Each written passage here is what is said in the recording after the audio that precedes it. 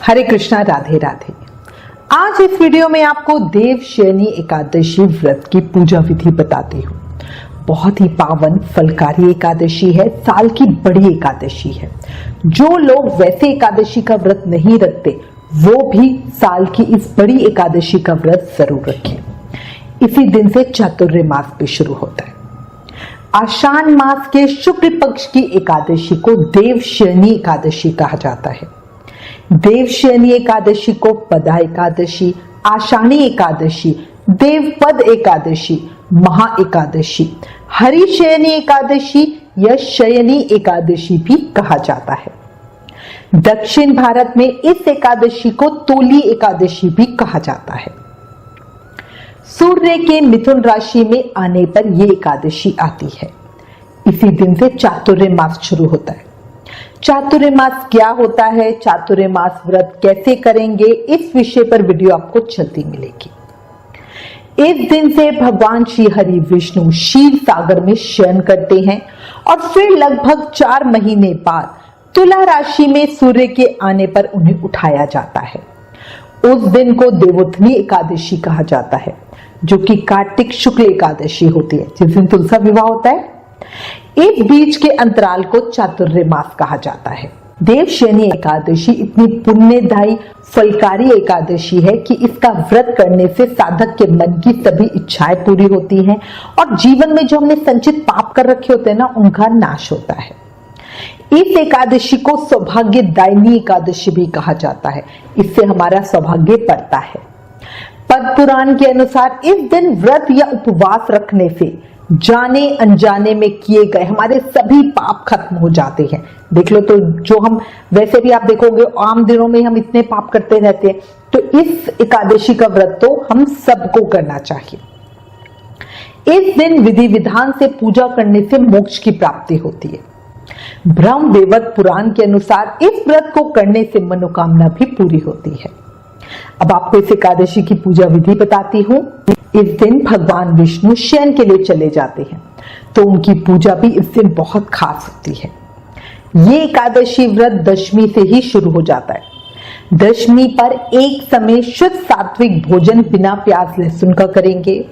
सूर्यास्त होने के बाद अन्न नहीं खाएंगे।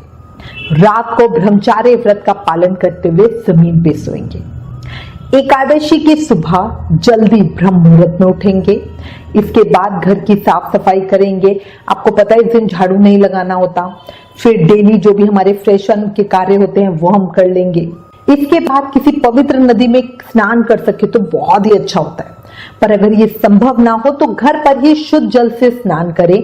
नहाने के जल में थोड़ा सा आंवला का रस और गंगा जल मिलाएं। एक बात याद रखना, जो इंसान दोनों पक्ष की एकादशी को आंवले से स्नान करता है उसके सब पाप नष्ट हो जाते हैं और वह विष्णु लोक में सम्मानित होता है। स्नान के बाद हमें साफ कपड़े पहनने चाहिए। पहले भी कहती हूँ, पूजा में काले नीले कपड़े ना पहने।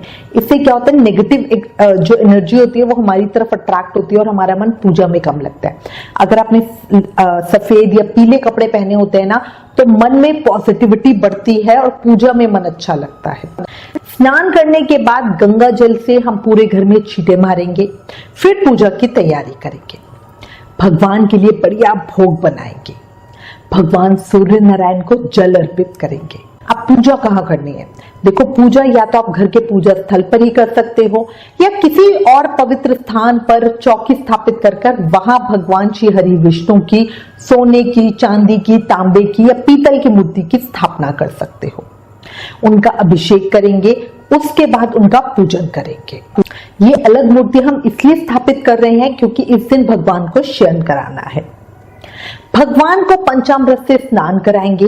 इसके बाद भगवान विष्णु को पीतांबर आदि नए वस्त्र पहनाएंगे, क्योंकि इस दिन के बाद भगवान 4 महीने के लिए सो जाते हैं और शयन अवस्था में ही इनकी पूजा होती है। देवशयनी एकादशी के दिन जो भक्त भगवान विष्णु का कमल पुष्पों से पूजन करते हैं वे तीनों लोकों के देवताओं के पूजन का फल पाते हैं। भगवान विष्णु को कमल नयन कहते हैं ना, इसलिए उनकी पूजा में कमल के फूलों का प्रयोग बहुत बहुत शुभ होता है। भगवान विष्णु के पूजन के बाद अपने सेवित शिव विग्रह का भी पूजन करें। उन्हें भी पंचामृत से स्नान कराएं। उनका बढ़िया सुंदर श्रृंगार करें। अगर आपके पास भगवान विष्णु की मूर्ति नहीं है तो भगवान विष्णु की फोटो की पूजा करें। इसके बाद भगवान की धूप, दीप, पुष्प आदि से पूजा करें, उन्हें तुलसी अर्पित करें। भगवान को तांबुल, पुंगी फल अर्पित करने के बाद मंत्रों द्वारा उनकी स्तुति करें। अगर आपको मंत्र नहीं आते तो हमने चैनल पर ऑलरेडी नारायण स्तोत्र, विष्णु सहस्त्रनाम या विष्णु चालीसा डाल रखी है, आप उनका पाठ कर सकते हो। बहुत ही आसान है, आप बहुत आसानी से उनका पाठ कर सकते हो। इसके बाद भगवान के सामने हम देसी घी का दीप प्रज्वलित करेंगे। अगर आप चाहें तो भगवान के लिए देसी घी या तिल के तेल की अखंड ज्योत भी प्रज्वलित कर सकते हो। भगवान को दीप अर्पित करने से हमारे जो पाप होते हैं वो जलकर भस्म हो जाते हैं। भगवान को फल और मिठाई का भोग लगाएंगे। एकादशी पर भगवान को पीली मखाने की बढ़िया खीर का भोग लगाना बहुत उत्तम होता है। हम पीली बढ़िया मखाने की खीर कैसे बनाएंगे उस वीडियो का लिंक नीचे डिस्क्रिप्शन में है, प्लीज आप एक बार देखना। पूजा करने के बाद हम भगवान से जाने अनजाने में जो भी हमने पाप किए हैं उनसे मुक्ति पाने के लिए प्रार्थना करेंगे, क्षमा याचना करेंगे कि अगर हमसे कोई पूजा में गलती हो गई। उसके बाद एकादशी व्रत की कथा जरूर सुनेंगे। इसका बहुत अधिक पुण्य फल होता है पूजा करने के बाद कथा सुनने का। कई बार ऐसा होता है कि हमने वीडियो पहले डाल दी कथा की तो आप पहले उसे सुन लेते हो, बट पूजा करते हुए उसे दोबारा जरूर सुने। इसके बाद चातुर्य मास में आप जो भी नियम ले रहे हो उसका संकल्प भगवान के सामने करें। चातुर्य मास क्या होता है, चातुर्य मास व्रत और चातुर्य मास में किन नियमों का पालन करना है, इस विषय पे भी आपको जल्दी वीडियो मिलेगी। अब ये सब करने के बाद भगवान की आरती करें। भगवान को जो भोग लगाया था उसका प्रसाद सब लोगों में बांटें। भगवान विष्णु की पूजा करने के बाद उन्हें नए बिस्तर, सफेद चादर से ढके गद्दे, तकिए वाले पलंग पर सुलाना चाहिए। इससे भगवान बहुत प्रसन्न होते हैं और वो आपकी हर मनोकामना पूरी करते हैं। एकादशी वाले दिन विष्णु सहस्त्र नाम का पाठ जरूर करें, इससे कई जन्मों के पाप कट जाते हैं और मृत्यु के बाद उत्तम लोक की प्राप्ति होती है। शास्त्रों में तुलसी को पूजनीय, पवित्र और देवी के समान माना है। एकादशी के दिन तुलसी पत्ता तोड़ना नहीं चाहिए, इससे हमें महापाप लगता है। ये माना जाता है कि तुलसी महारानी विष्णु भक्त होने की वजह से एकादशी को उनकी भक्ति में लीन रहती हैं, वो भी निर्जल व्रत करती हैं। इसलिए एकादशी वाले दिन हम तुलसी महारानी को जल अर्पित नहीं करेंगे, हम उनकी पूजा करेंगे, उनके सामने दीप प्रज्वलित करेंगे, उनकी आरती, प्रार्थना, वंदना सब करेंगे, बस उन्हें जल अर्पित नहीं करेंगे, उन्हें तोड़ेंगे नहीं। और जो भगवान को हमें, क्योंकि भगवान तुलसी जी के बिना भोग ग्रहण नहीं करते हैं, तो वो तुलसी हम पहले से ही तोड़ के रखेंगे। एक और चीज, पीपल की पूजा जरूर करेंगे। बस ये ध्यान रखना एकादशी वाले दिन रविवार ना हो, बाकी हर एकादशी पे हमें पीपल की पूजा जरूर करनी चाहिए, क्योंकि भगवान विष्णु का वो वास स्थान माना गया है। इसलिए पीपल की पूजा करें, जल अर्पित करें और धूप दीप के साथ उनकी पूजा करें। पूरे दिन का उपवास करेंगे।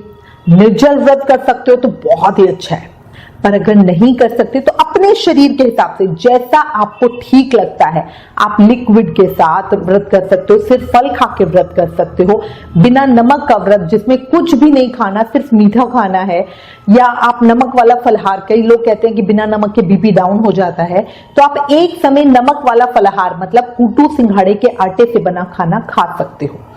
व्रत का मतलब है संयम, व्रत का मतलब है ज्यादा से ज्यादा भगवान के पवित्र नामों का जाप करना और ज्यादा से ज्यादा पूजा पाठ करना। अगर आप निर्जल व्रत नहीं कर रहे हो तो मुनक्का जरूर ले। इससे मनुष्य कभी भी सूर योनि में नहीं जाता, मतलब कभी भी सुअर नहीं बनता। अब चाहे तो भगवान विष्णु को मुनक्के का भोग लगा के सबको प्रसाद रूप में बांटे, ताकि और लोगों का भी भला हो, वो अनजाने में ही इसे खाकर सूर योनि से मुक्ति पा ले। एकादशी व्रत में मंदिर में दीपदान करना, रात को संकीर्तन करना बहुत बहुत अच्छा होता है। इस तरह पूजा करें, पूरा दिन अच्छे कामों में बिताएं, दिन में सोए नहीं, ज्यादा से ज्यादा माला जाप करें, रात को रात्रि जागरण करें, भगवान का भजन कीर्तन करें और अगले दिन द्वादशी को अपने व्रत का पारण बताए हुए समय पे करें ताकि व्रत पूरा हो सके, उसका पूरा फल आपको मिल सके।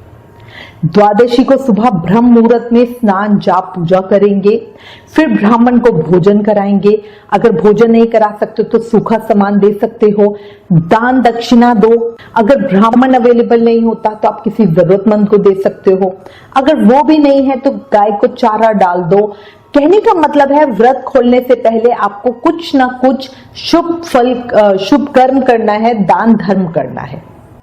व्रत पारण की शास्त्रीय विधि आपको पहले ही वीडियो से बता चुकी हूं, उस वीडियो का लिंक डिस्क्रिप्शन में है, अगर आपने अभी तक वो नहीं देखी तो जरूर देखें। अब अपनी अगली वीडियो में आपको चातुर्य मास के विषय में बताऊंगी। मैं उम्मीद करती हूं ये जानकारी आपको पसंद आएगी।